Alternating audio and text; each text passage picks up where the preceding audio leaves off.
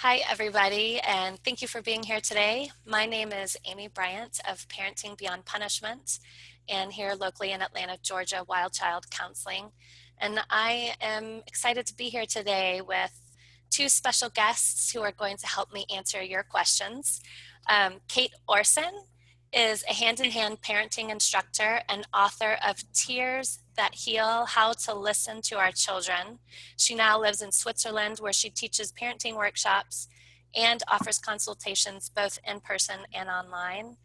And Tiffanie Noonan is a pediatrician, a certified parenting coach, and founder of Epic Parenting. She speaks and writes extensively to share her message and empower parents and caregivers to really deeply connect with their children and their relationships. And she helps them develop a strong sense of self-worth, internal motivation, and empathy. Welcome, Kate and Tiffanie. I'm so glad you're both here today. Thank you, Amy. I'm so glad to be able to share today and to be with you. So thank you for the invitation. Yeah, thank you. Thank you. I'm really excited to be here too. Great. So for those of you who are here today, there is both a chat and a Q&A. If you want to just chat with each other or with us, you can use the chat room. If you have a question you want to answer, you can scroll down on your screen. Whether you're on your phone, you should probably be able to see a box also. And just pop in a question you have for us. If you can't find the Q&A and you can only find the chat, you can put it in the chat. We won't make you find the Q&A.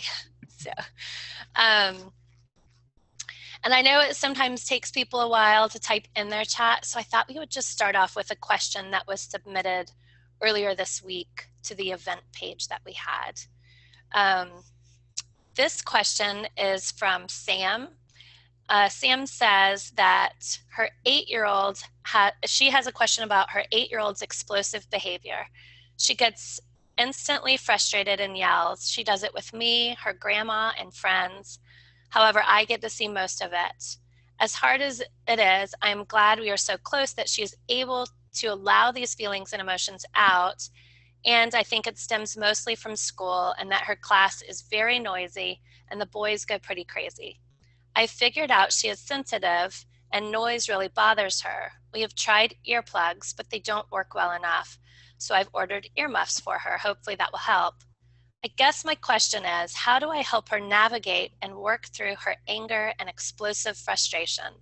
I have talked to her about recognizing those feelings in her tummy and taking a step back and taking some breaths, but it just comes up too fast for her, and I think she is unable to recognize it fast enough. Thanks. We're all being very polite, waiting for the other one of us to speak. All right, I'll give my 2 cents before that. One, I really honor that the mom is recognizing that her feelings aren't about her or even the exact situation. Anger is quite a complex emotion, and the way I like to look at it is sort of like an iceberg or a volcano, right? So all behaviors are a clue as to some needs that are being met or are not being met. So underlying that behavior, she may have needs for rest, for quiet, for autonomy, for connection that may not be getting met. And then what happens is it seems one thing sort of sparks this huge explosion of anger. So my advice, and you're already doing a great job starting that, is to get curious about what it is that could be underlying it so that you can help her start to address those needs and how she can meet those needs so that there's less of a trigger. So if school happens to be stressful for her, helping her come up with ways that she can unwind when she gets home. So maybe looking into meditation or taking a nap or rest or whatever it is that helps her recharge to recenter back in her home environment, so that it's not necessarily coming up in that environment. It is a great thing, right? We don't know what's going on in our children's lives. A lot of the time, they're humans and they have their own feelings and emotions. The fact that she is comfortable at home to say, wow, I kind of feel like I'm losing it, is a great thing, because it gives you a clue that you can help her learn how to respond to that at an earlier stage. Can it be taking deep breaths, having a little clock and remembering to take deep breaths during school, or teaching her that it helps her to learn to walk, figuring out what works for her to help center her. A lot of times that's a sensory tool. Some people are very tactile. My son picks on a pillow. It really helps calm him down. I personally like movement, so taking a walk really helps me get back to my thinking brain rather than my emotional, I am going to lose my mind brain. I'm also very sensitive, and sort of learning the intention and teaching her to, maybe put a bubble around her before she goes to school and protect her energy and what her intention is going to be for the day. So some energy tools as well. Those ideas sound lovely.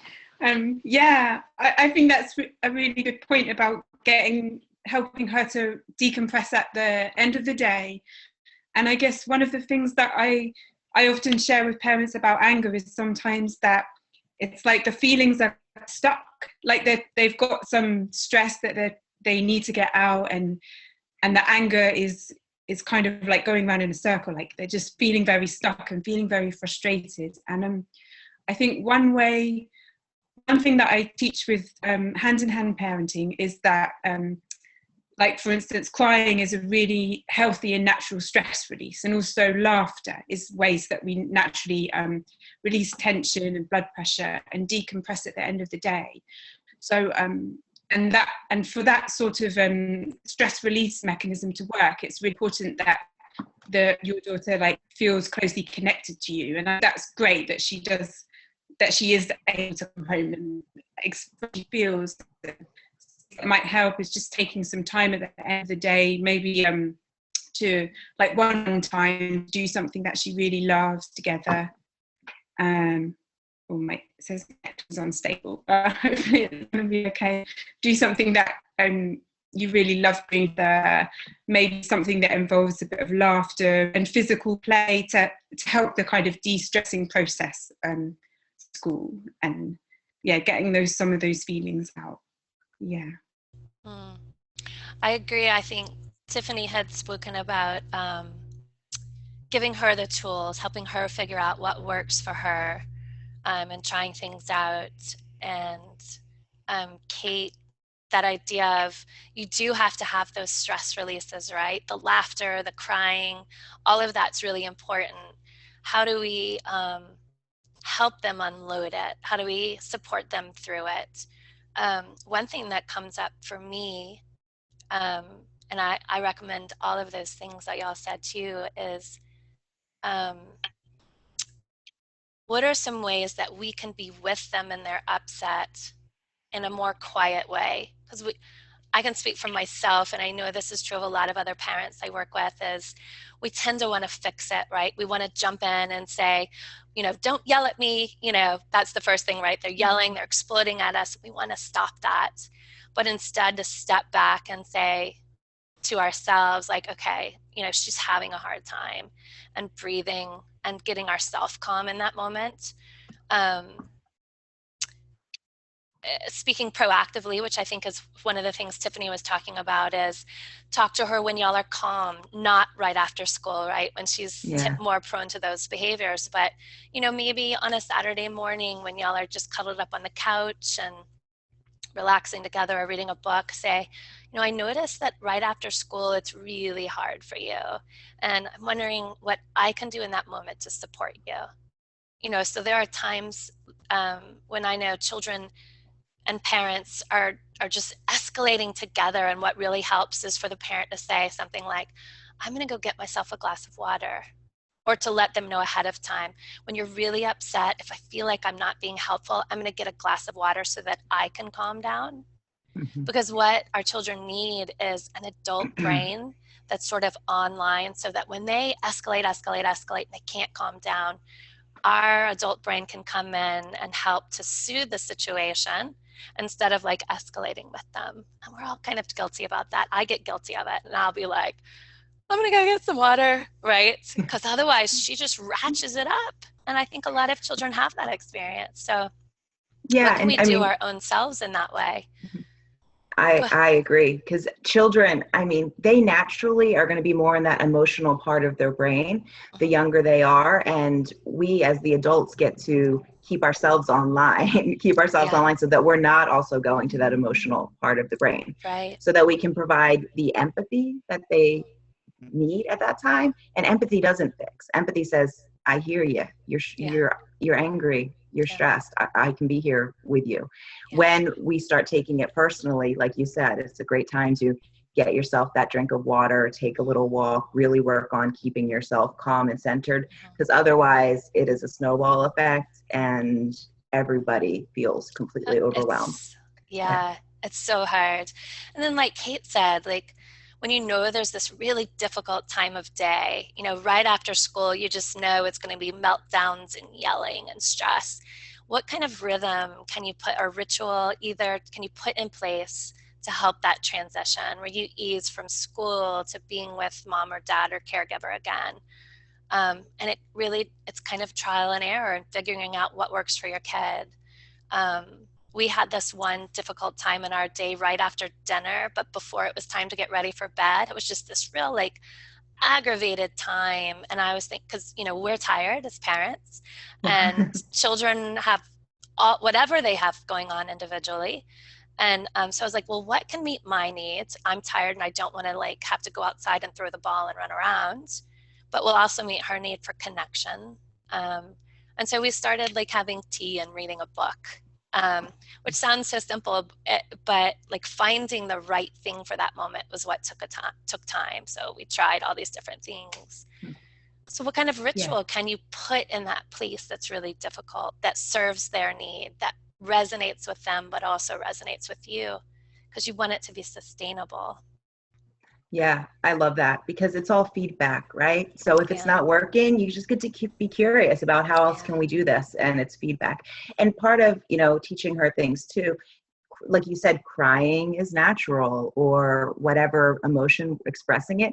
And with anger, how can she, if she feels the need to jump up and down, safely punch a pillow, get a punching bag, whatever it is, so that she can take that emotion, which is energy, and put it into motion so that she can get it out of her body in a way that's safe and that is more in alignment with your family values, but is still allowing her to express herself. And like you said, those are the conversations you have after or before the emotions happening, because it's not going to work really well at the time when she's offline and not hearing it. yeah. Kate, I bet you might have some good ideas for how to elicit some laughter. I'm kind of putting you on the spot, sorry. But some So, ideas for how you elicit that. um, so I guess if she kind of, I had one the other day that was really similar to this, but sometimes, like, if a child's really angry, it's quite hard to instantly change in laughter, because then the child might feel that you're kind of making fun of them and stuff. One thing you could try, I don't know, it depends on the situation, but you could try being afraid, like pretending. So if your child's really angry and is quite stressed, you could just be like, oh no, not that really scary voice, I need to run away into like a corner of the room or another room, and then oh, it says you've stopped my video, but I can't hear you now. I stopped your video so we could hear you better. Sorry, I should have Okay. told you I was going to do that, but we can hear you good now. Okay. It stopped. It cut out for a minute. Yeah. So like that's one thing you could do, is pretend to be afraid and see if that elicits some laughter. Um, you could try, like, if you notice your child's really frustrated and stressed, you could like have a pillow fight, and so each other with pillows. And one thing that's really good for eliciting it is always the child's in the more powerful role. So they, especially if they've been at school all day, where they can often feel quite powerless, is a really good role reversal. So maybe if you have a pillow fight, you always make your child put up a good fight, so they feel like they're really, really trying hard to make you win. But then, yeah, you let them knock you over and win the pillow fight, or like physical is to, like you were saying, Tiffany, about hitting a pillow, throwing some socks around, and And that could be a really good transition, like rhythm to have right after school, where you sort of roughhouse. Yeah, I think, and then if you're doing it regularly, it's kind of like your child expects it and remembers. So maybe instead of coming home angry, they start to come home and think, oh, and now I'm going to fight my mum with a pillow. Yeah.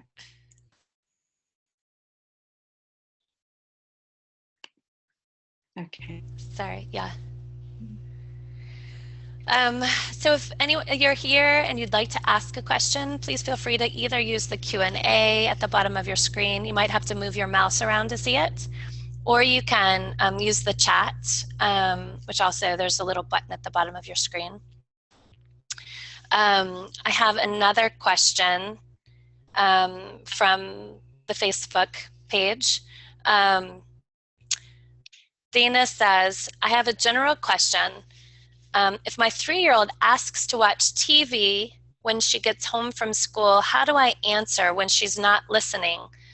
I don't want to reward her bad behavior, so I usually say something like, if you earn it, you can watch TV, but that's not really the response I want.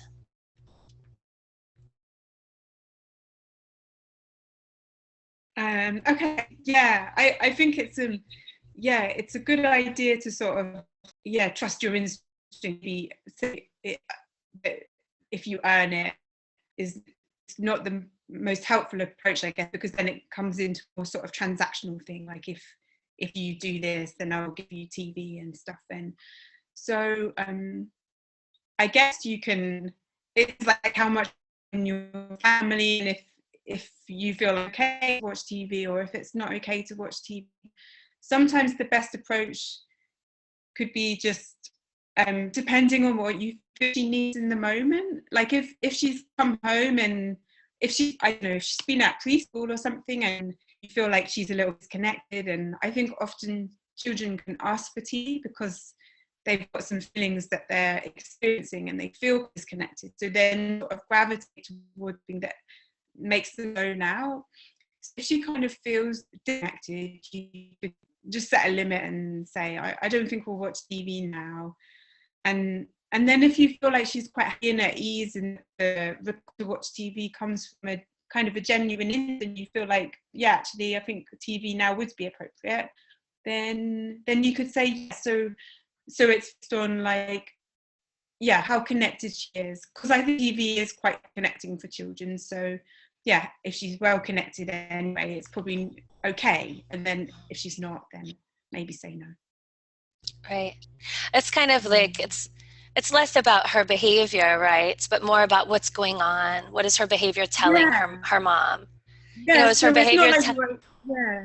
It's not like you're overtly saying you can't watch TV unless you're behaving, but it's more like you're just tuning in and what does my child really need? Yeah, what's really going on? Yeah. And I always say, you're not really rewarding them by letting them watch TV. You're not rewarding their behavior. You're actually, because it doesn't have anything to do with their behavior. The TV doesn't. So I think that, children, it's so taxing to be at school, whether they're there for like 2 hours or 5 hours or 10 hours. It's just taxing on their systems, and they come home, and it's kind of like the last question we had. How do they reconnect, and what are some rhythms and rituals we can do to help them reconnect and make that transition? And how can we understand their behavior, not as them trying not to listen to us, but as a need for connection, like you said, Kate? That's what I heard in that question. I kind of heard two different scenarios that weren't necessarily connected. So whether or not there's an agreement as to whether or not TV can be watched after you come home from school is one situation. And if she knows the agreement on that as, yes, television is something that's acceptable to do for 30 minutes when you come home from school, then she is in her right to ask for that. But the question was if she's not listening to me. And I would get curious as to why you're experiencing her as not listening to you at those moments. And that is, as everyone has said, not related to the television at all. So is it that she's usually, when kids aren't listening, it's because they're not feeling connected? So is there a way that you can better ask of her whatever it is that you're asking that you don't think she's listening to, in a way that she feels more connected to you? So kids definitely have a desire to have some autonomy. And it's very common, at least I find for me, especially when I started doing this work 4 years ago, and I had a child that was 3. My kids were 2 and 3 at the time, that I kind of would talk to them. Gosh, like not even like I would talk to any other adult, quite honestly, but I would talk to them and say something and kind of expect that they were going to drop whatever they were doing, whatever was on their mind, and listen to me because I said it and I was the parent at that moment. And what I learned to do was, and then I would get frustrated, and that had nothing to do with them. That was my own inner story that no one's listening to me, right? And then I had these little humans that were like bringing that up for me. As soon as I learned to recognize that, did I say that in a way that they really feel seen and heard in what they're doing and really connect with them and learn those skills of, well, let me slow down a little bit. Let me get on one knee. Let me look, pat them on the shoulder and say, hey, I see you're in the middle of doing this. Would you mind when you're done this, if we can get this done? They were so much more cooperative in listening because I took the time to use my skills to connect with where they were and meet them where they were. So I heard 2 questions. One, how can I connect with her when she's not listening to me to help inspire better listening and better communication? And the television issue. If TV is okay, 50% of the time, it's going to be kind of appropriate that she's going to ask for the TV if that's her way of decompressing. It's many people's way of decompressing at the end of the day. And it may not be the ideal way or the way you want to instill in her, but then you guys get to work on where you're setting your family values and your limits around that so that they're consistent and she understands where you're coming from. Because if it's something she really enjoys and half the time you're going to say, yeah, go ahead, I'm in the middle of something, she's going to ask probably 100% of the time because she likes it. Right. It's interesting how much our own stuff comes up as parents, right? That it's all why am I about not us. being listened to? Yeah, that was totally the impetus behind all of the yelling that I used to do. And the reason why I don't yell anymore is because I learned how to recognize what was coming up for me in my own stories, that my feelings aren't seen and met. And they're just another example that no one hears or sees me. And it's totally, they were being 2 and 3-year-old kids who were busy doing their own thing. And I got to work on my own inner story and stop believing and looking for examples of where I wasn't being seen and heard, and start to look for the examples of where I was being heard and meet those needs on my own without expecting my children to prove to me that I was significant. I got to gain my own significance and not look at them for it. Right. Game changer. It is a game changer because most of us weren't really listened to in the ways we're encouraging parents to listen to their kids today, to hear them and to let them know, like, you do matter. I hear you.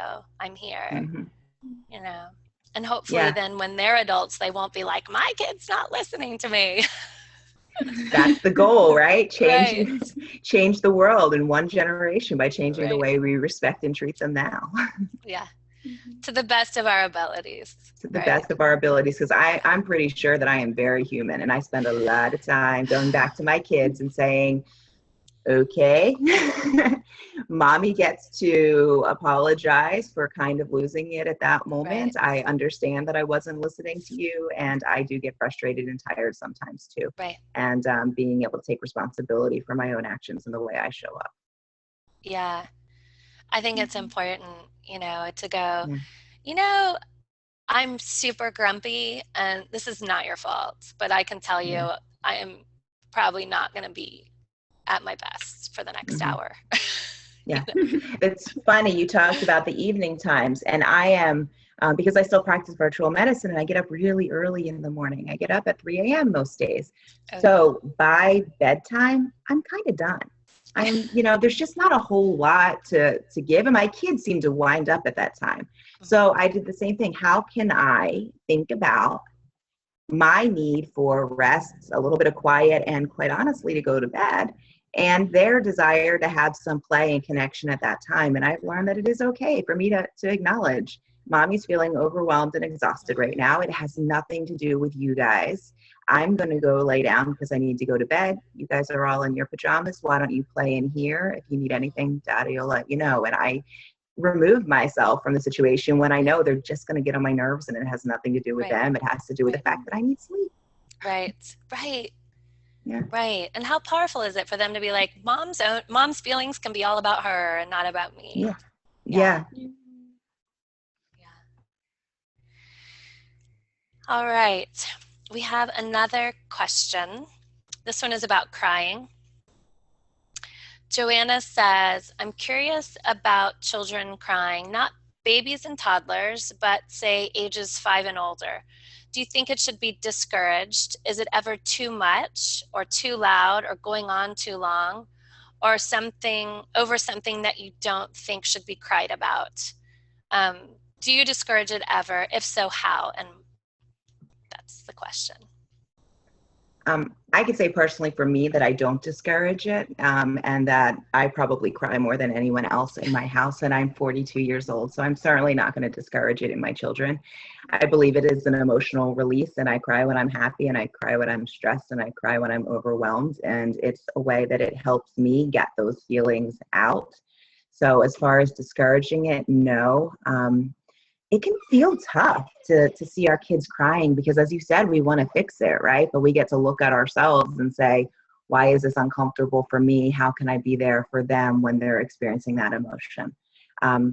I can say that, because I am a bit of a crier, it's not hugely comfortable for my husband to see that. And he wants to fix it sometimes. And I know it's all about me. And it's the same thing with our children. If they're crying, it's not really about us. It's not our place to put a stop to it, and rather just let them know that we see them and we're there for them if there's anything that they would like to bring to us. Yeah, I think the point that the parent made about is there ever a time when it's something that is not worth crying about is really interesting, because often what children do, and adults as well, I know I do this as well, is sometimes when you're like really stressed and fed up, then something happens, and it can be something quite small that kind of like, it's like a straw that broke the camel's back, and then all the feelings come out.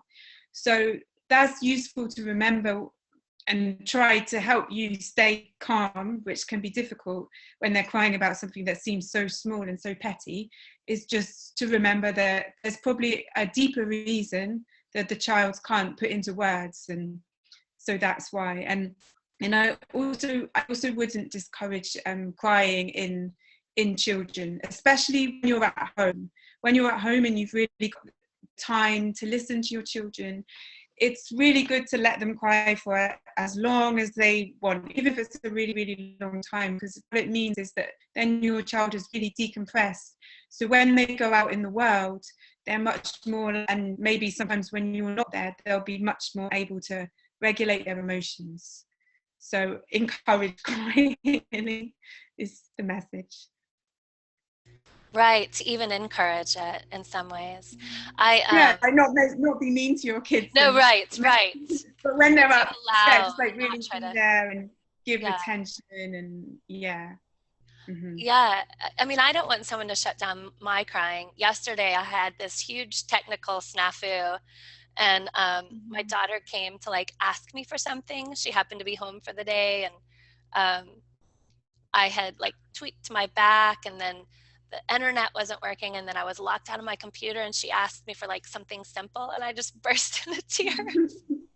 And she just came over and patted me on the back, and she's like, I'm here. And I was like, oh my gosh, right? Like, that's exactly what it is that we need.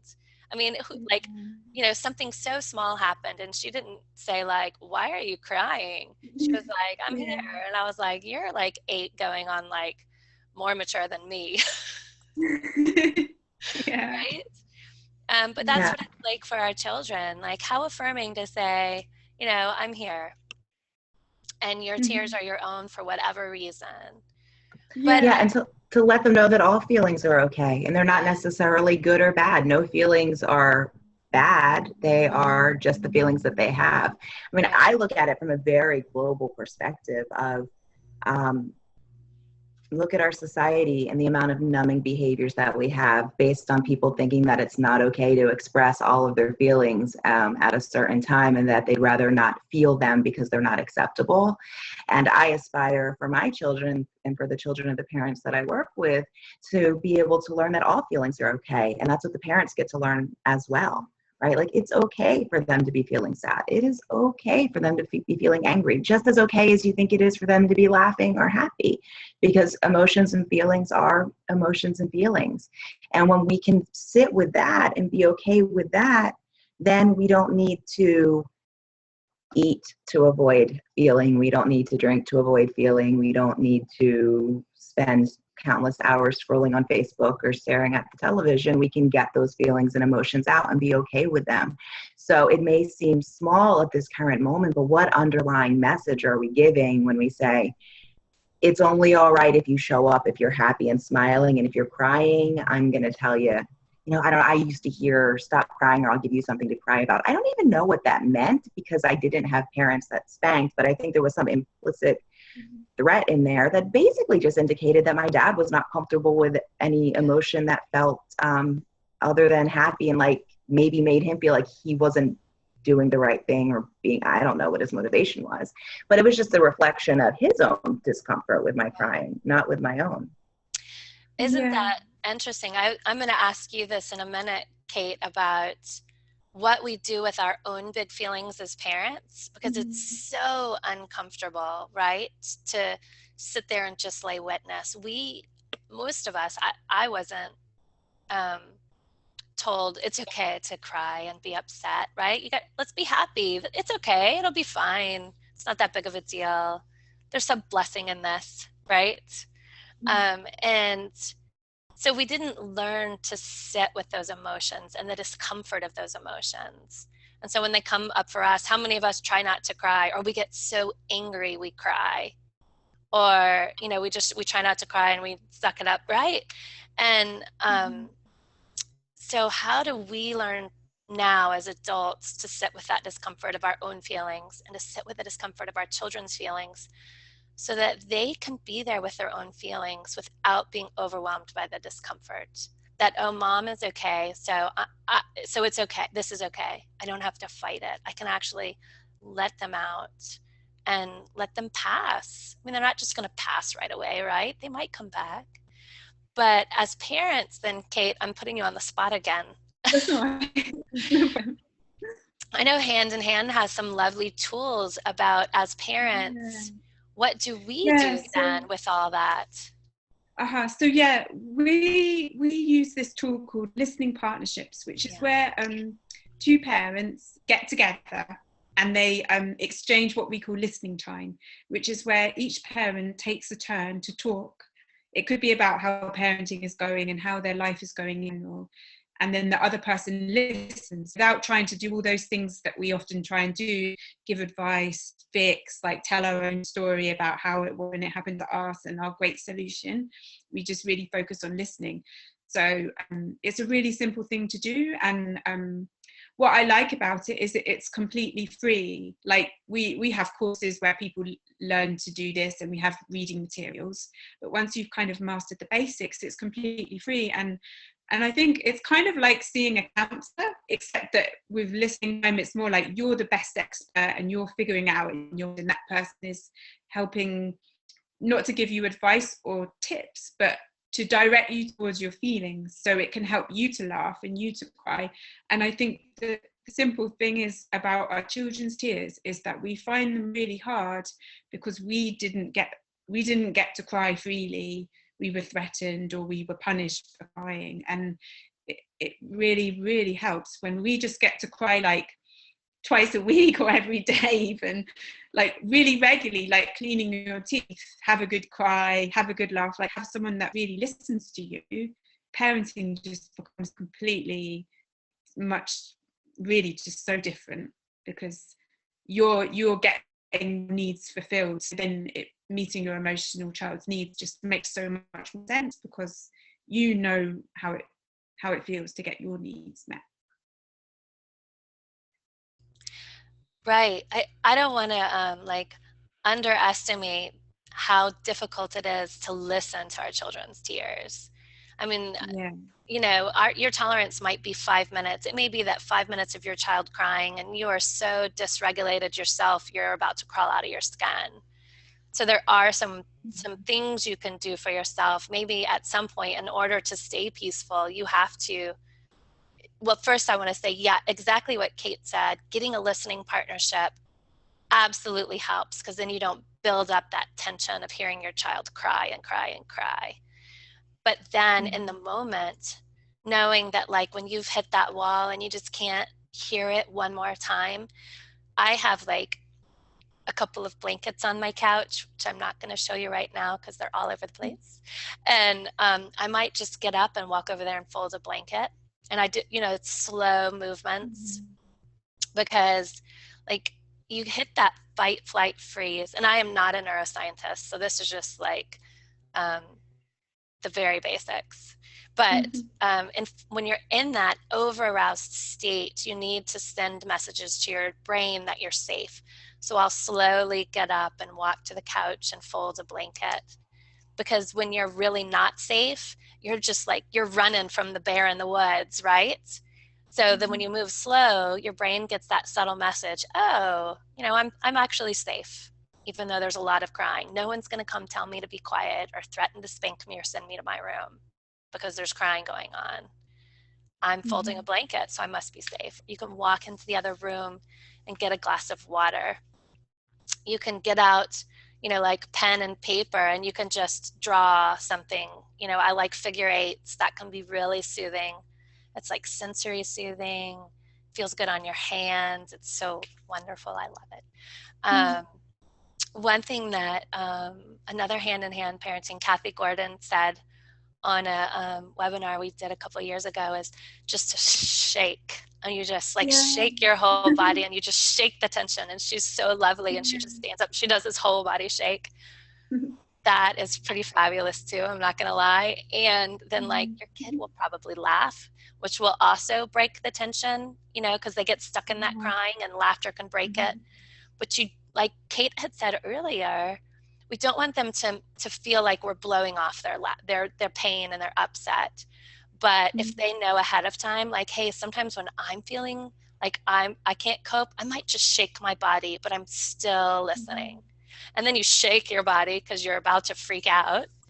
And then it just breaks that tension. It helps lower your own emotional upset. It helps lower theirs. It helps you stay with them. Inviting them to go outside with you. I hear you. I feel like I need to go outside. Could you come with me? Or would you like to come with me? All of those things in those moments when you can't just dump them and call your listening partner can just really help soothe you in those moments, because we've got our own stuff going on and we need some soothing too. So those can be really soothing. If anybody else has any questions, please feel free to ask them in the Q&A or the chat. We don't have any more printed questions. What about you, Kate and Tiffanie? Is there anything else y'all would like to add, or any questions that come up for y'all fairly often? I was just thinking about the crying.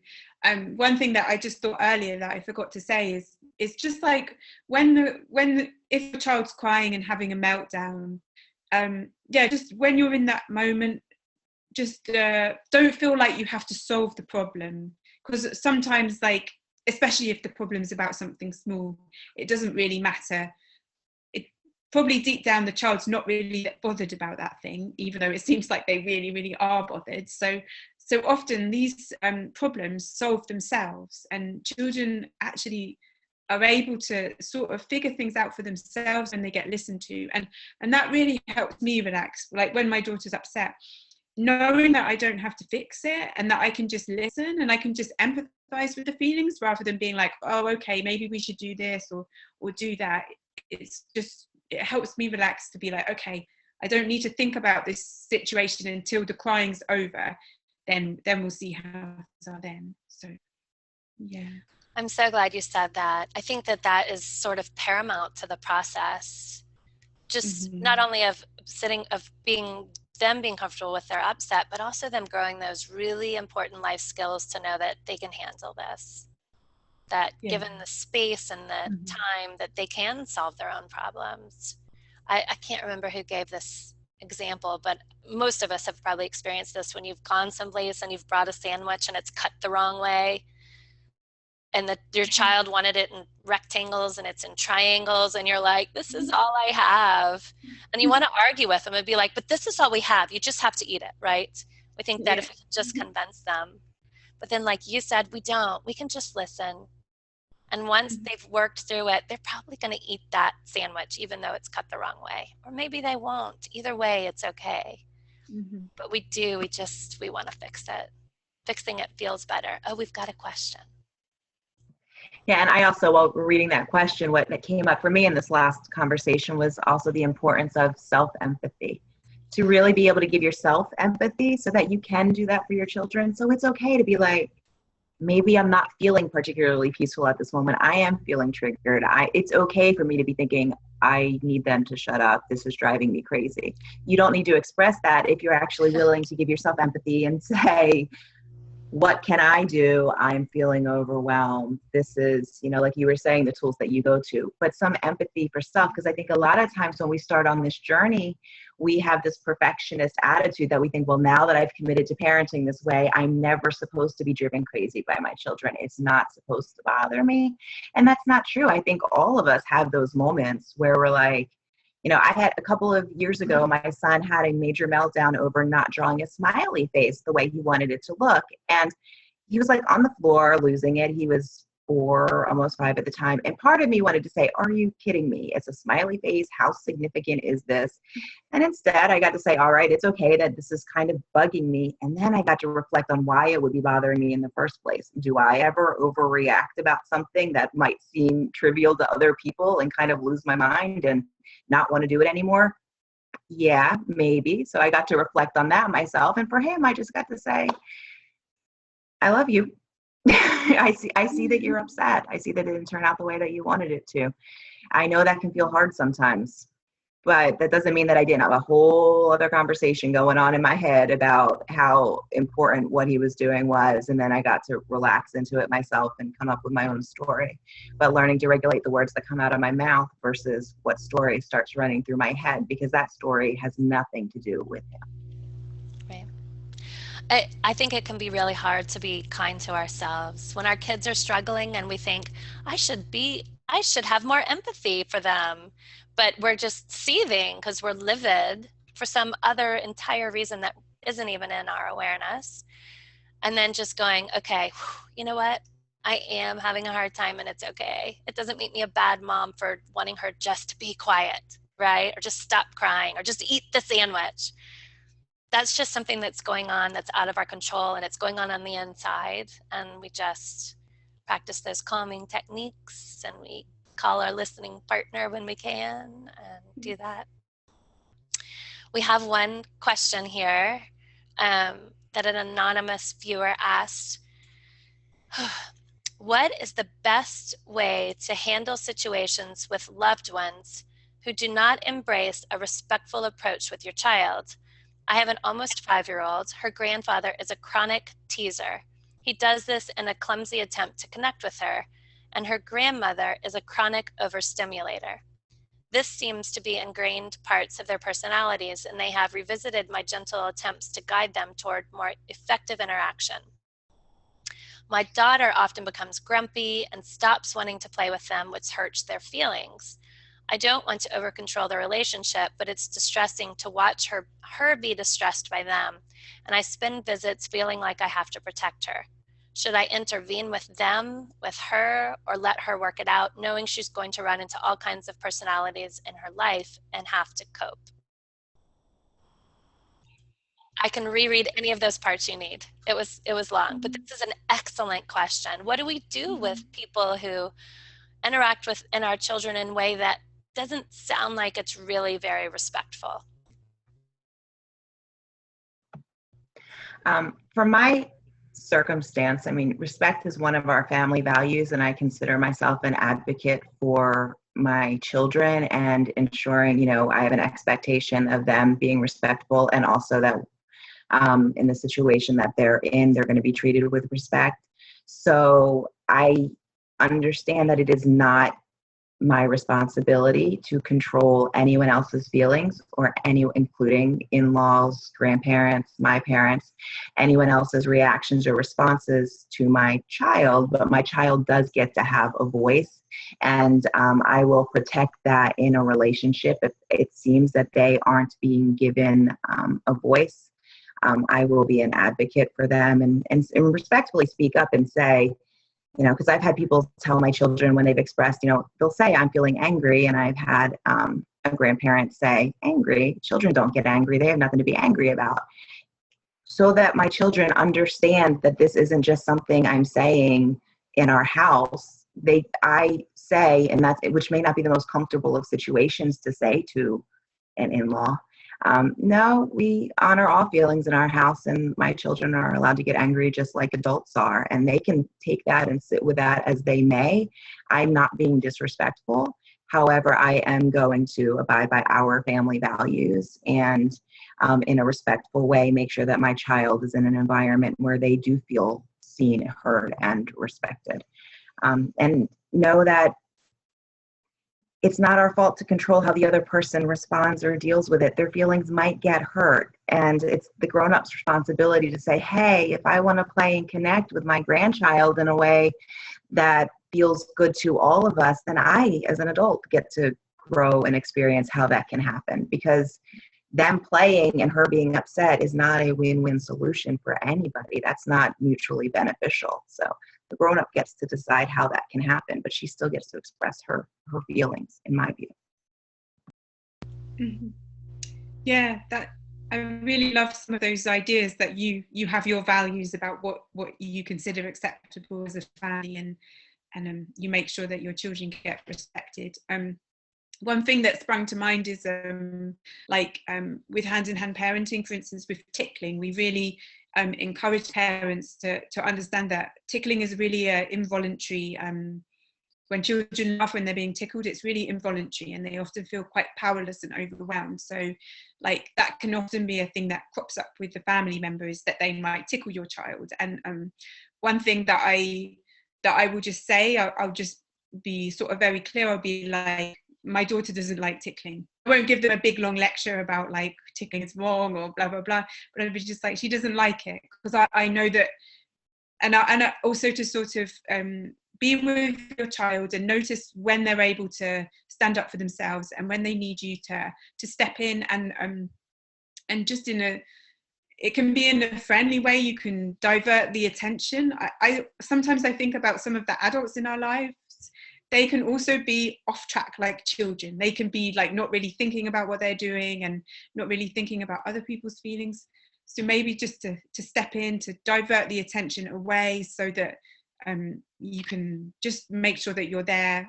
It's not so easy if they're involved with childcare or something like that, and to sort of, but if you are with them, to kind of step in and be like, oh, she doesn't like this particular kind of behavior, in a polite and respectful way as possible. And to check in with your child and be like, how do you feel about this? Did that upset you? And to talk about it, and then sort of see like where your child might need help for you to step in and help them, or where they can stand up for themselves. And yeah. I agree with both of y'all. Again, this is part of having that proactive conversation with your child, when you're not over there. I notice sometimes grandma tickles you, or grandpa does things even though you've told him to stop. And I'm wondering what I can do. Do you want me to step in? You might talk about code words where she could, look at you and say, there's a butterfly, or, like coming up with some sort of code word when she just doesn't feel like she can handle it anymore, or she wants you to step in.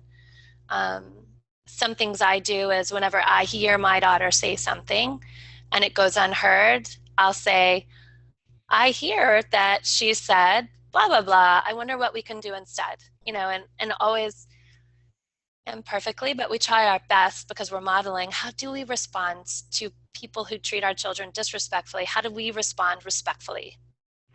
How do we say, put our arm around them and say, I heard she was ready to stop tickling, or I heard she wanted to climb down off your shoulders, and I heard she doesn't want to be pushed in the pool, or, those kinds of things. Or turning it around. Some of it is, oh my gosh, he's going to push you in the pool. Let's go push him in, kind of turning it around that way. So it does feel playful and not heavy, but also is sort of holding that boundary and respect for our child. And then they come up with some amazing ideas sometimes too when they're asked. And some of them will be off the wall. You should try them anyway because they're fun. Yeah, and I was thinking and listening to that question that the daughter actually sounds like she's handling it, right? Like she's letting the grandfather or the grandmother know in her way when she's not feeling it. And then it is not her responsibility how they feel about it. If she's actually honoring herself and speaking up for herself, then that's when I, as a parent, will step in if they try to coerce further, because she's done an effective job of saying, I'm not interested in doing this. I'm not playing. She's doing a really good job of standing up for herself. And I would totally, give props that she's got a 5-year-old who's willing to say, nope, not enjoying it. Don't want to do it. Don't like the way we're doing this. And some education, we can't make the grandparents grow in it, but, good job, mama, that she's willing to say, hey, I don't want this. And deep breath, mama, for the either your parents or the in-laws that are involved who have a different way of being with children, because that used to trigger a lot of my tears. Right. A lot of my tears in the very beginning. And letting our kids tell them, no, I don't like this. No, don't tickle me, stop. I don't want to play this game. It can be hard to hear our kids tell our parents no, because some of our parents will be like, you can't tell me no, right? But then just sort of reinforcing they get a voice. It's their body, it's their choice. No, you can't tickle her. She said no, and it's her body. Yeah. Yeah. The more you practice this, the more it becomes part of who you are and the family that you live in, the easier it is to not even feel as triggered by it and just say, these are our values. This is the way we do things in our family. I don't need you to agree. I don't need you to have the same opinion as me, but if we're going to be in the same space, we are going to honor this with my children. It becomes less of an issue because I no longer feel bad about having a difference of opinion from my parents and my in-laws as to how my children should be treated and raised. Yeah. Does anybody want to add anything else? I just really like your suggestion for the pushing in the pool, like when you push the adult in the pool instead. And I tried something as well, because I think that's the thing about adults and play. Like often in the past, adults kind of like they were going to play with kids, but they were going to play as in their one. They get to child and have power for them, let the child be helpless. But when you reverse that and you put the adult into the pool, the child power, and then they start enjoying themselves. So if there's any situation where your child and another adult is teasing them, then you play a game like that where you revert the back to them, and then your child feels powerful, and you're in a way a different way of playing with children without like having it giving your in-law or something like that. So yeah.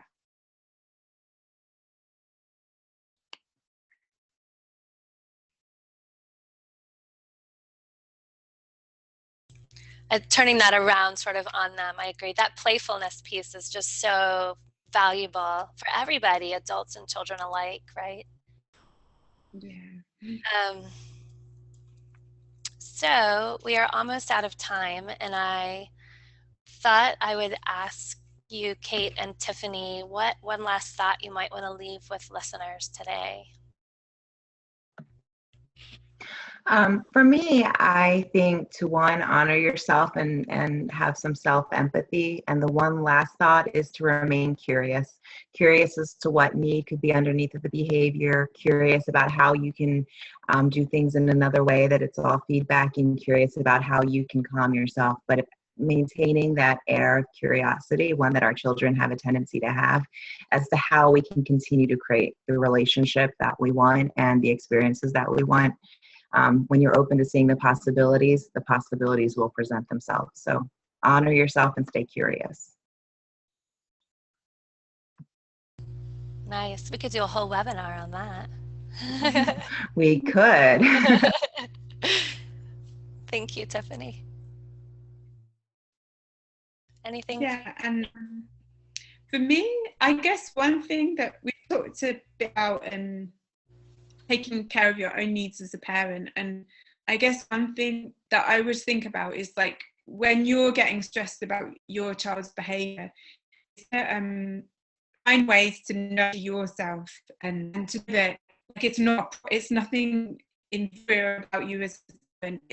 It's a reflection on like feeling stressed or you're feeling overwhelmed, weren't nurtured in this way as a child.